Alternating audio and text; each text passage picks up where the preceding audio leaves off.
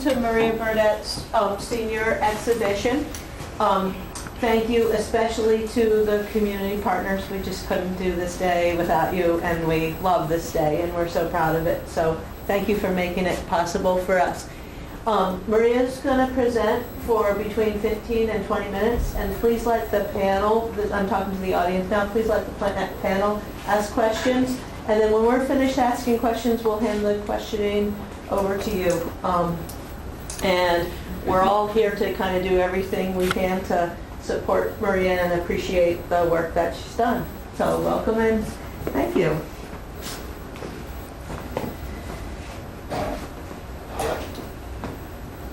Should I just start? Okay.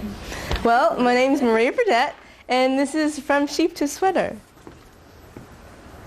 So my mentor was Cynthia Thayer, and she's a member of Wednesday Spinners, and she's been working in the fiber arts pretty much for her entire life. She owns Darthia Farm and lives up in Gouldsboro. And she is also a published author and was an English teacher for some years at a high school. So my essential question is it worth my time and effort to learn the art of spinning and natural dyeing to make my own knitted garments?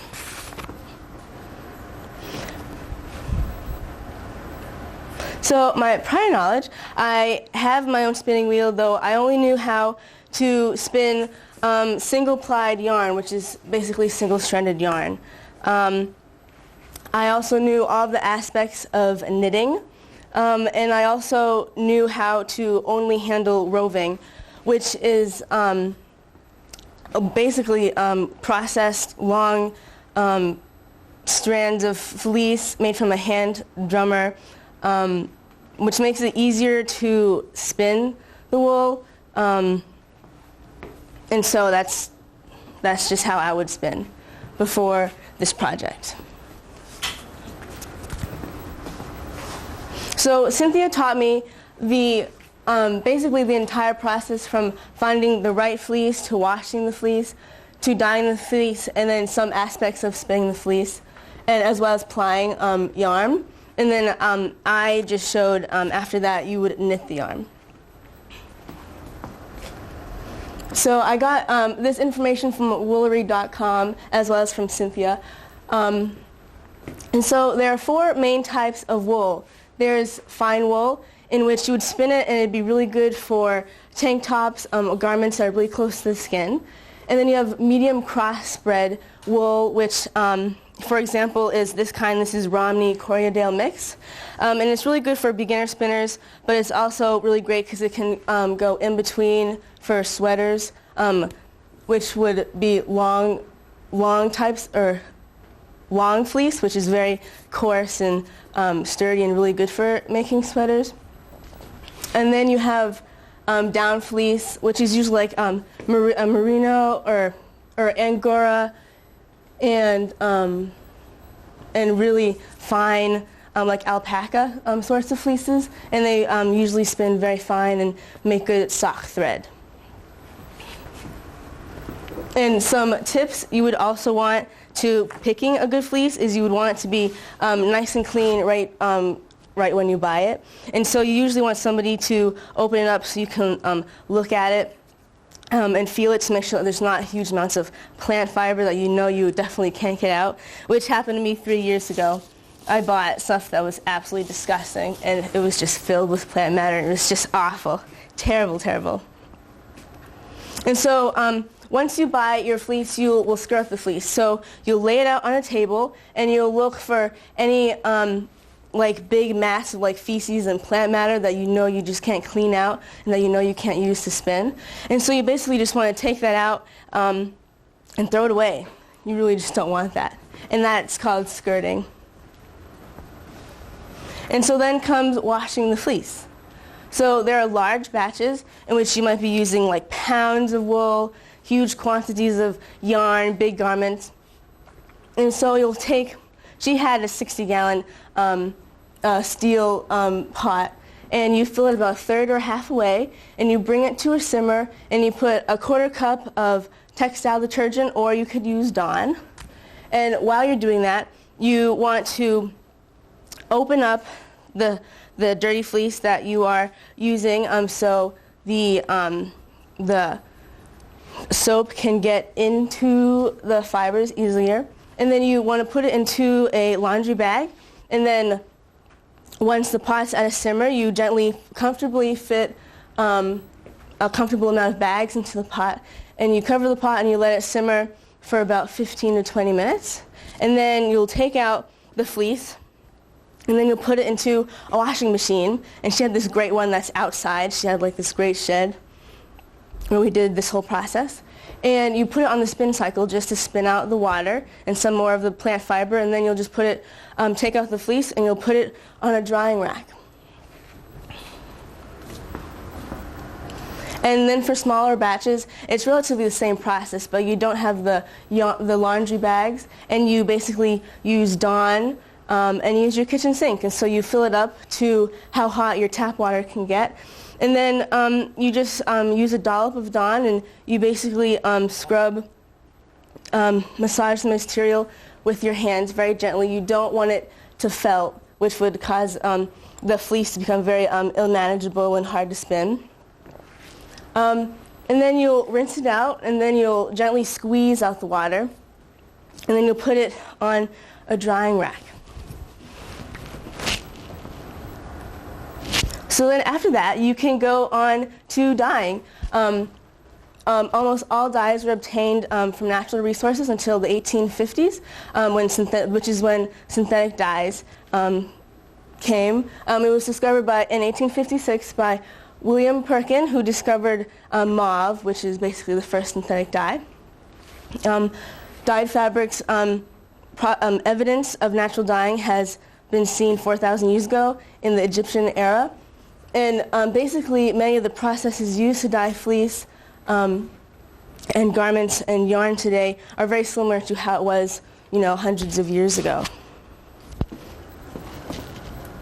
And so there are three categories of natural dyes that natural dyes fall into. There are subjective dyes, in which you basically can put that dye stuff, which is dye stuff means like the material that makes the color. And you basically could just put that in water with the fleece, for example, and then it would just easily adhere to the material. Then there are vat dyes, in which it needs an extra chemical or process so it can ferment, so it can be able to stick to the material or fleece.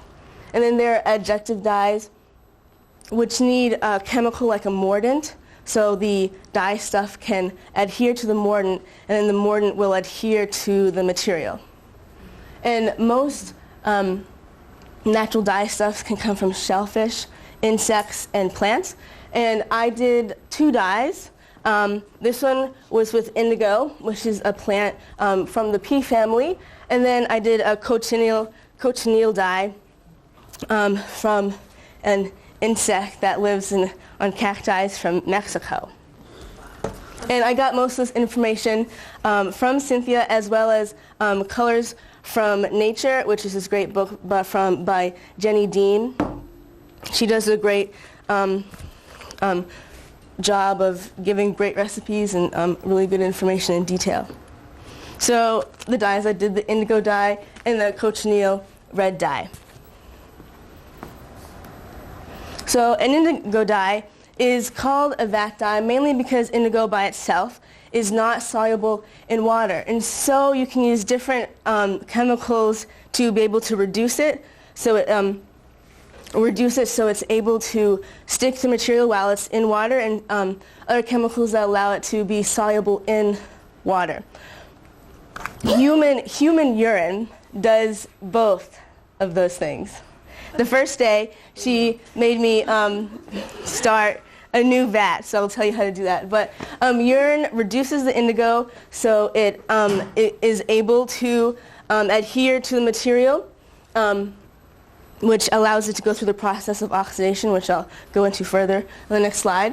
And then urine also has alkaline in it, which allows the indigo to become soluble in water. So it can be used for dyeing.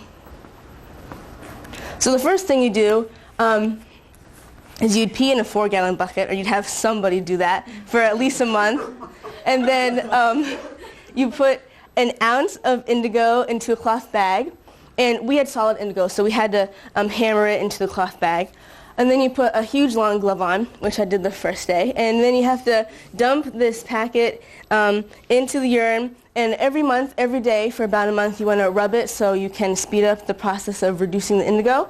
And then once a month over, the urine vat should turn a yellow-green, which is when you basically know it's ready to go. But that day, I started a vat for her, but she had 4 other vats going because they last a while. And so we did both those processes. And then you put clean fleece. So you do the same process. You'd open it up so the dye has a better chance of getting in to the fleece, and then you put it in the bags, and then you want to slide it in to the bucket to take out the oxygen, so oxidation won't happen prematurely. And then you'll cover the bucket up for about 15 to 20 minutes, and then you'll slide out the bag with the fleece out very slowly. And then as you do that, the process of oxidation will occur, which is when the indigo takes the oxygen from the air, and then through oxidation, the color of this color blue will just kind of like magically appear like right in front of your eyes, and it turns the fleece this awesome blue color. And then you'll just let it sit out for 24 hours so it has more time to oxidize. And sometimes it might fade a little bit. And then you can wash it in vinegar because this wool does better with a lower pH. And then we have the cochineal red dye. So you basically dissolve half an ounce of alum, which is the mordant used, in 1.5 gallons of water, which basically in a pot that you have on your stove. And then you bring that to a boil, and then you put a pound of clean fleece, or the maximum of a pound of clean fleece. You don't have to do that. And you set it in the pot for about 45 to 55 minutes. And then you ground up 1.5 ounces of the cochineal insects with the coffee grinder, and it turns this wicked cool, like just this color, just from the insects. It was really awesome. And then you put that into the pot, and you bring it down to a simmer, and you let it simmer for about an hour. And then you allow it to cool down. And then you just, you could either, and then you take the fleece out and put it on the drying rack to dry.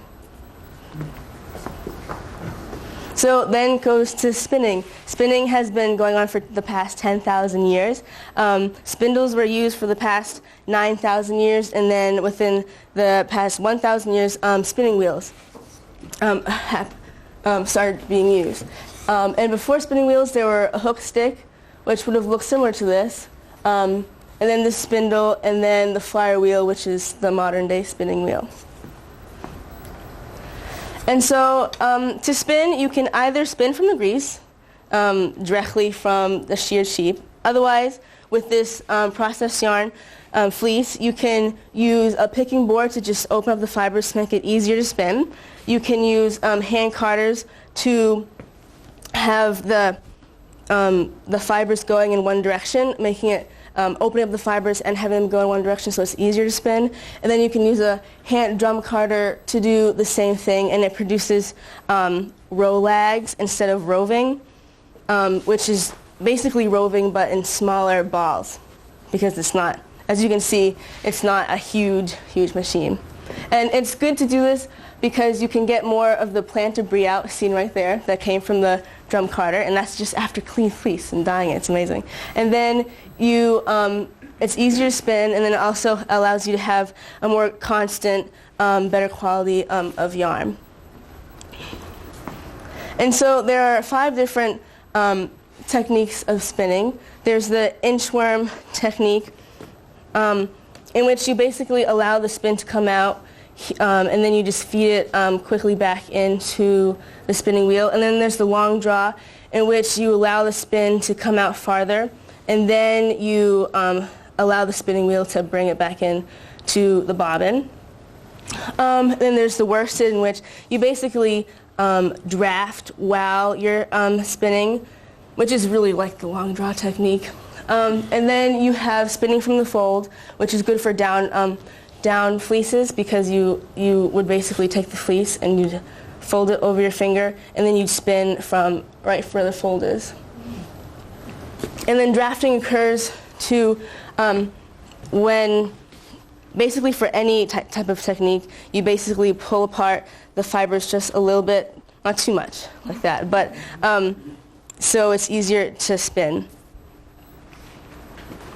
And Cynthia taught me the long draw technique. I didn't know that. I usually did the inchworm, but it was much easier for me to do the long draw after I got used to it. And so for plying, you could either use a lazy Kate to hold your bobbins, but you want to fill up 2 bobbins and then take a 3rd bobbin. And as seen in this photo, you want to hold your hand in between these two single-threaded strands of yarn, and then you will allow the spin to spin them, twist them together, making a 2-ply skein of yarn. And you do that by turning the spinning wheel counterclockwise, because you're unwinding the single threads and you're winding them, spinning them back onto each other. And Cynthia taught me how to double ply. I did not know how to do that. So that's an example of right here. So challenges and setbacks. I had very few challenges. This project went fairly easy for me. I found a mentor. Simply, we were able to meet together and have regular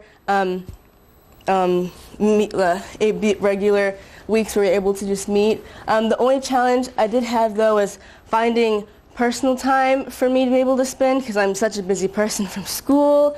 I also worked at a barn, and then with like other jobs like babysitting, and then I'd come home and then I'd have some spinning to do, and I wouldn't have time to do it.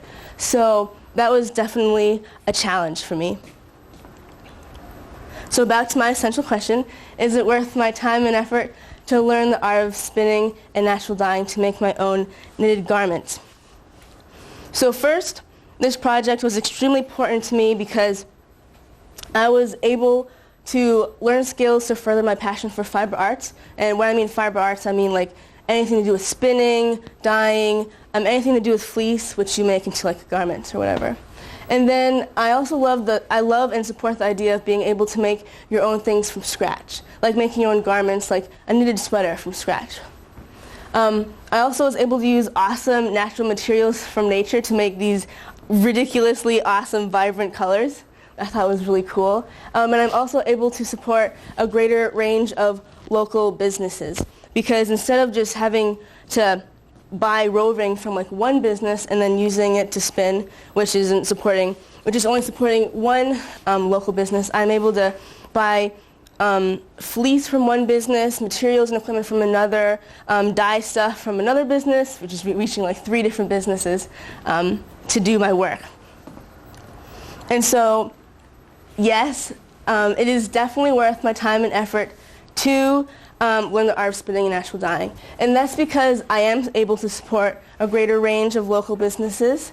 I do love the idea of making things from scratch. That's just one of my natural principles of living, and why I do what I do. I've learned knowledge that I not only can have for the rest of my life, but I can pass down to other generations. And these new skills can bring me a greater source of income, because now I can make knitted garments like sweaters and sell them, or even yarn and sell them for a greater price, because I spent more time dyeing and producing the fleece instead of just having pre-dyed yarn or whatever. And I'm also a fiber snob, because I love being able to use yarn that is just nice wool and just created perfectly. And so by knowing this whole process of spinning, I'm able to just control how my yarn is made right from the get-go. So that's great. And so how will I go about these new learned skills in the future? I plan on analyzing my time so I can actually sit down and do the whole process of washing, dyeing, and spinning. I will have to save my money to get the materials to do this, as well as create more space. So I'm able to have the other materials and equipment that come with dyeing yarn and dyeing fleece. And I will also take more workshops and learn from other people so I can expand my knowledge on this topic of spinning and natural dyeing. So I would like to thank Cynthia Thayer, because without her guidance and knowledge, this project definitely wouldn't have happened. And for Kathy and Chris Burdett, my parents, as well as Miss Bricklesi and Miss Dillon, because without their support, this project also wouldn't have happened. So this is my bibliography. Yes. Okay.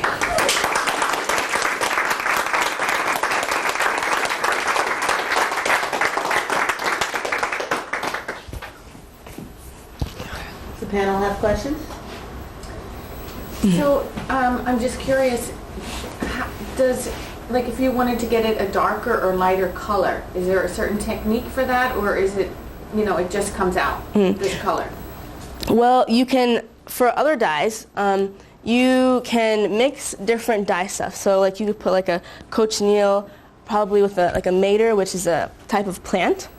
You could also, there are different mordants or chemicals that also help make that dye stuff come out darker in the process. And you can also just leave the dye in the vat longer than like 15 or 20 minutes. So the color has more time to enrich the fleece. I'm just I'm sorry, Elise. I was just wondering if you had to choose a favorite part, would it be like the dyeing or the spinning or what?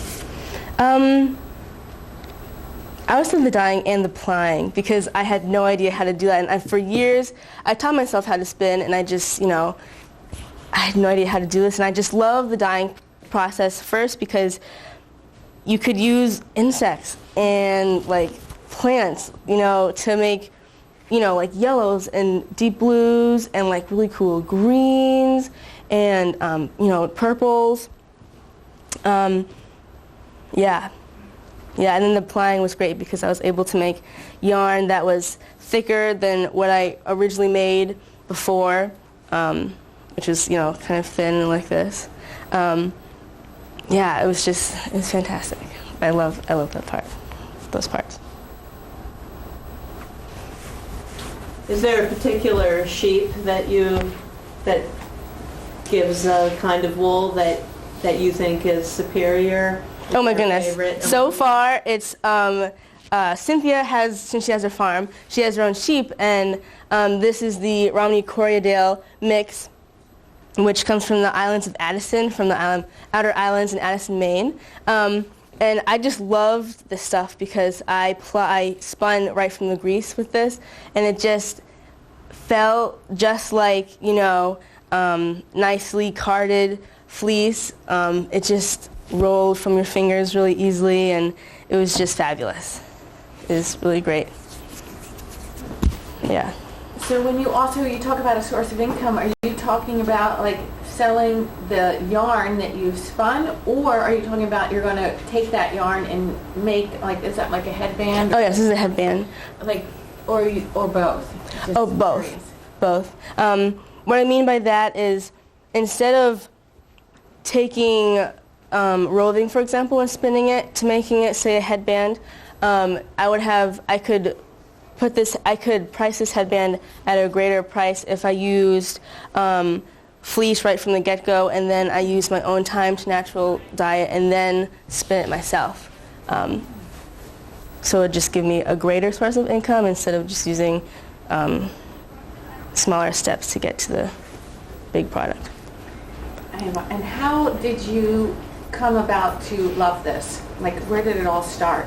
Karen Russell taught me how to knit in first grade, and then we knew someone who gave me this Ashford Traveler spinning wheel, and before that, I'd go to the Common Ground Fair and I'd watch the Wednesday Spinners spin. I just thought it was wild because, like, you can make your own yarn to, to knit.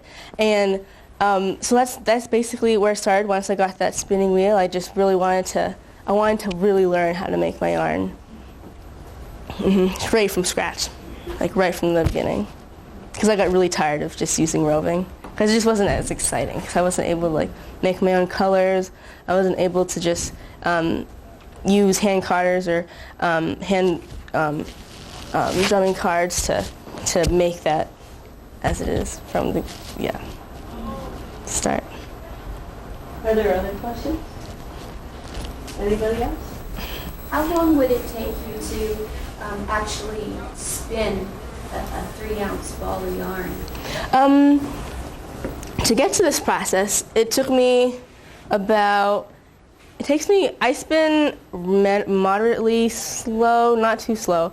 It would take me maybe an hour to fill 1 bobbin. So 2 hours to fill 2 bobbins, and then like 15 minutes to double ply, because that goes rather quickly. So maybe like 2.5 hours, probably. What are you going to make out of that? I don't know yet. I have no idea. I have more yarn and more fleece to even know what to do with it yet. So, yeah, probably a headband or something. Well, thank you.